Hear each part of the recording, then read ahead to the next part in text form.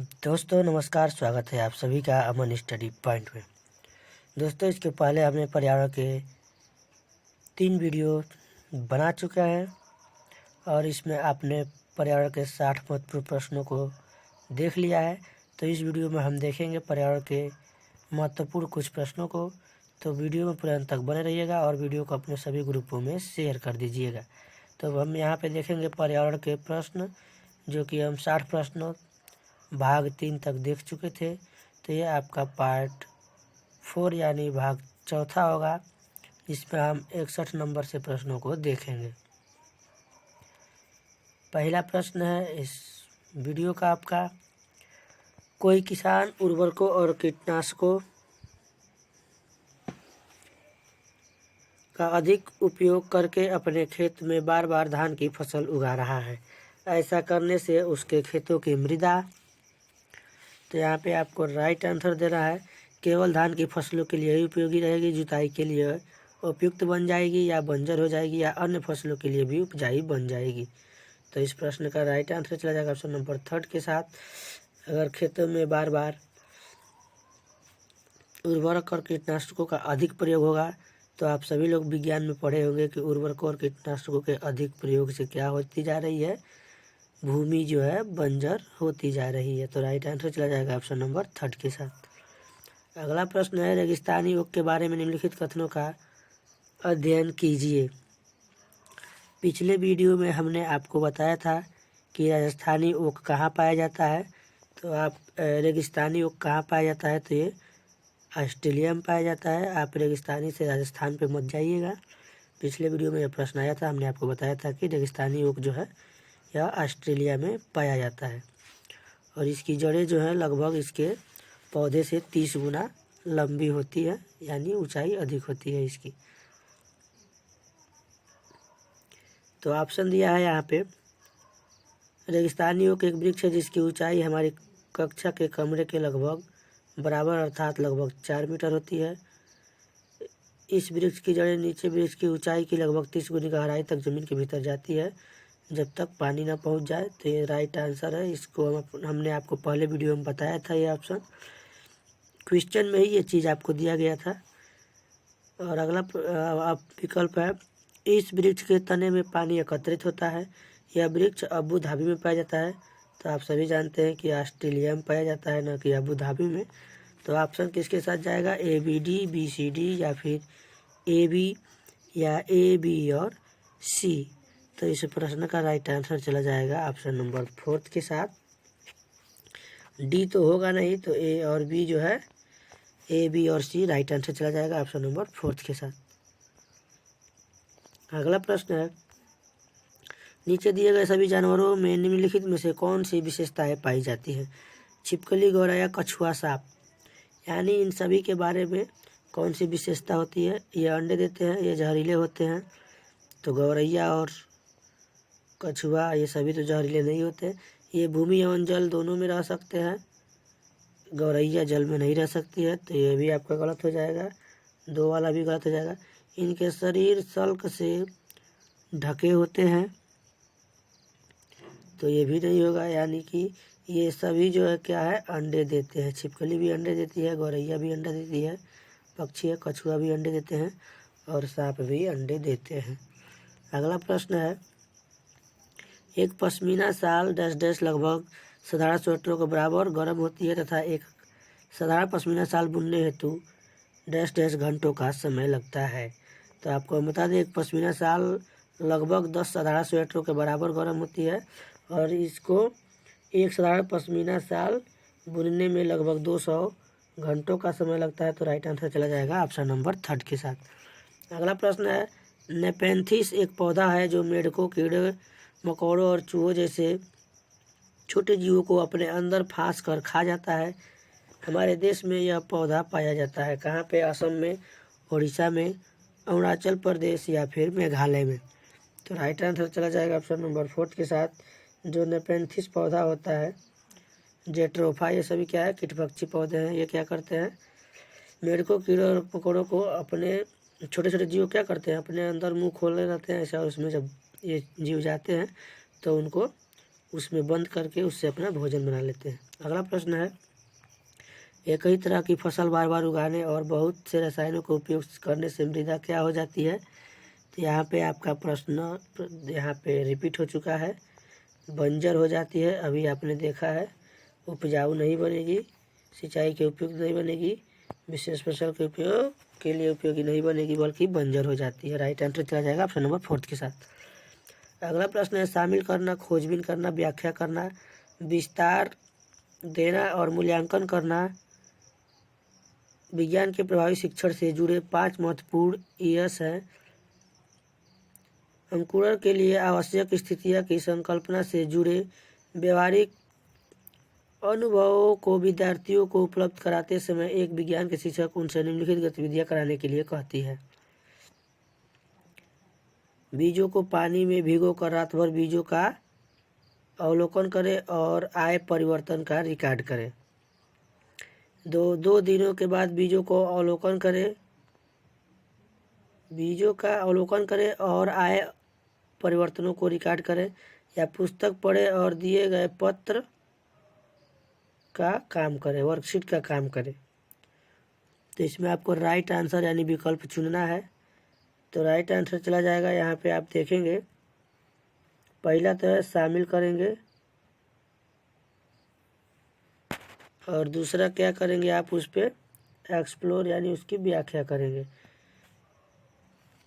तो ए और बी आपका जो है, ये जो ऑप्शन दिया गया इसमें केवल आपको ये बताना है इंगेज और इवैल्यूट, एक्सप्लेन और एलोबरेट या एक्सप्लोर और इवैल्यूएट यानी मूल्यांकन करेंगे।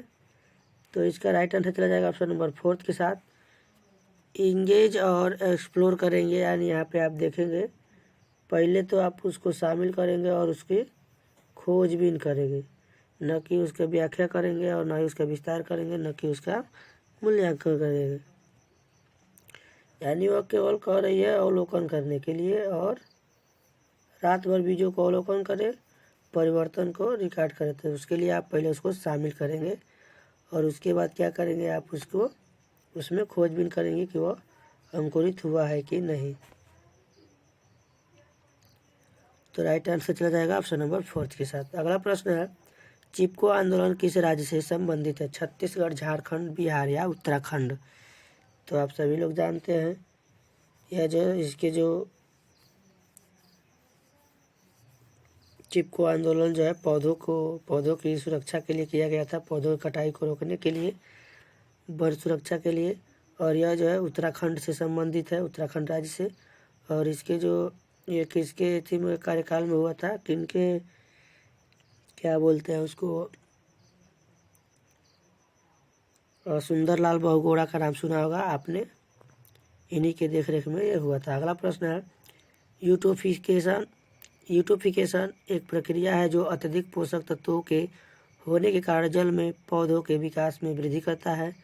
एक प्रक्रिया है जो अत्यधिक पोषक तत्वों के होने के कारण जल में मछलियों के विकास में वृद्धि करता है।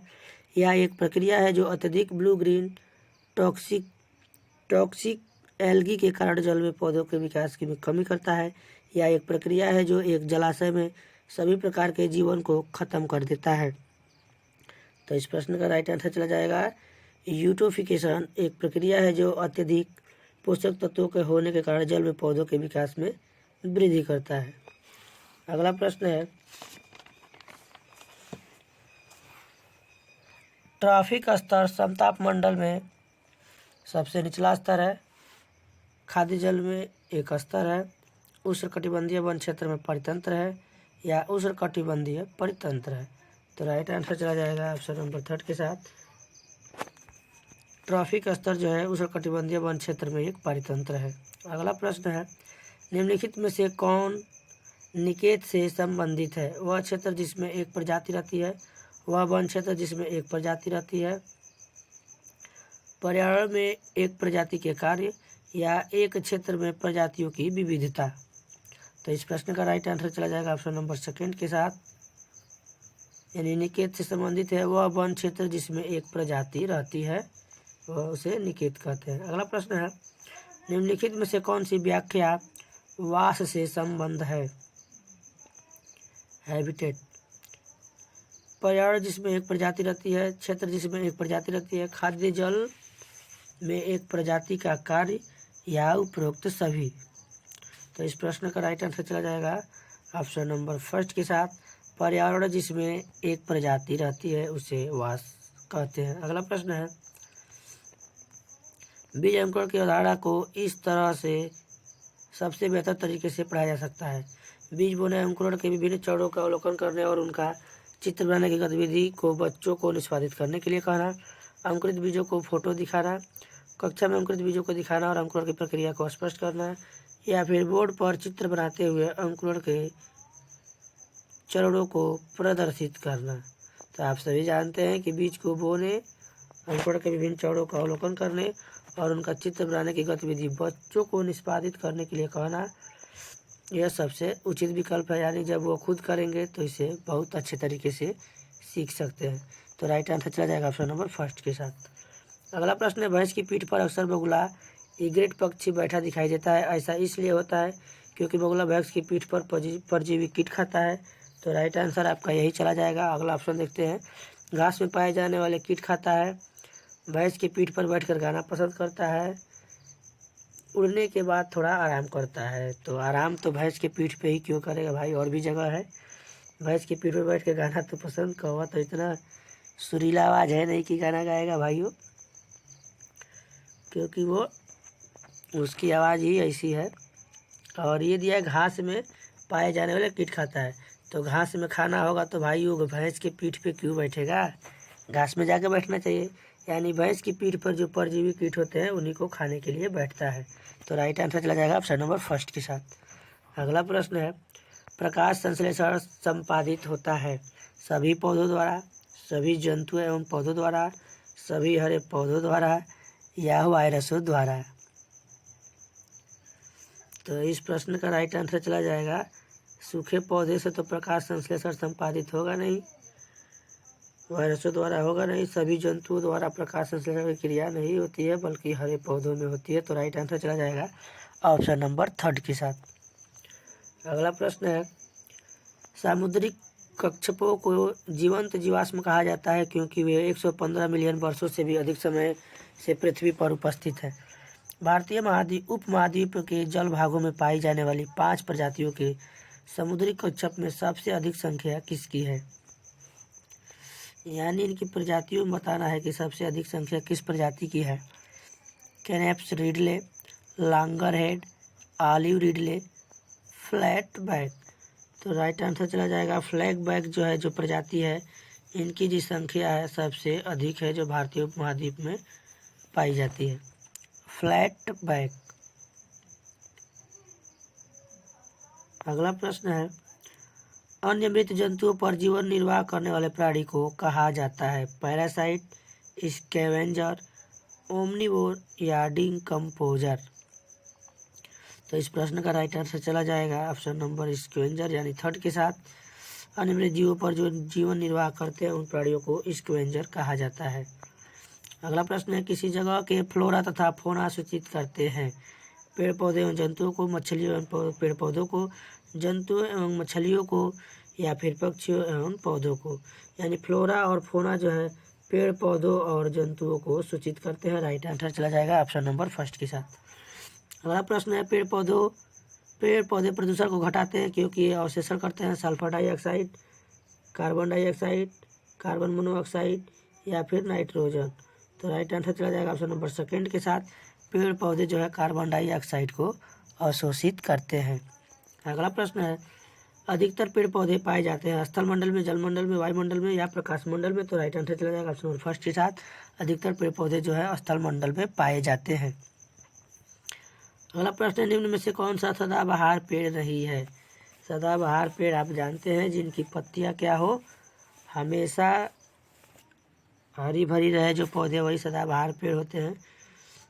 तो नीम, इमली, बबूल, ये जो सभी सदाबहार पेड़ हैं, जबकि शहतूत जो है सदाबहार पेड़ नहीं है। तो राइट आंसर चला जाएगा ऑप्शन नंबर फोर्थ के साथ, शहतूत जो है सदाबहार पेड़ नहीं है। अगला प्रश्न है, पौधों में प्रकाश संश्लेषण क्रिया किस रंग में सबसे अधिक होती है, नीला, पीला, लाल या हरा। तो इस प्रश्न का राइट आंसर चला जाएगा ऑप्शन नंबर 3 के साथ। पौधों में प्रकाश संश्लेषण क्रिया लाल रंग में सबसे अधिक होती है। अगला प्रश्न है, निम्नलिखित में से किससे से कुनैन नामक दवा प्राप्त होती है? मनी प्लांट, सिंकोना, अकोनाइट या यूकेलिप्टस। तो इस प्रश्न का राइट आंसर चला जाएगा ऑप्शन नंबर 2 यानी सिंकोना के साथ जो है सिंकोना नामक पौधे से जो है कुनैन नामक दवा प्राप्त होती है। तो दोस्तों यह वीडियो आपको कैसा लगा कमेंट बॉक्स में ज़रूर बताएं, और साथ ही अगर आप वीडियो इस चैनल पर अगर नए हैं तो हमारे चैनल को सब्सक्राइब जरूर करें। साथ ही वीडियो को अपने सभी ग्रुपों में शेयर कर दें ताकि सभी लोग इस वीडियो का लाभ उठा सकें। आज की वीडियो में बस इतना ही। मिलते हैं कल एक नए वीडियो में नए टॉपिक के साथ। तब तक के लिए धन्यवाद। जय हिंद।